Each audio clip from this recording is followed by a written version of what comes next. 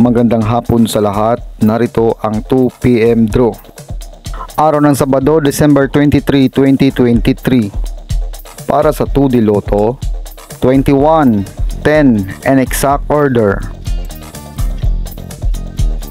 Para sa 3D Lotto, 0, 4, 6 in exact order. Congratulations sa mga nanalo. Mag-like, subscribe para updated kayo sa mga susunod na draw. Maraming salamat at magandang hapon.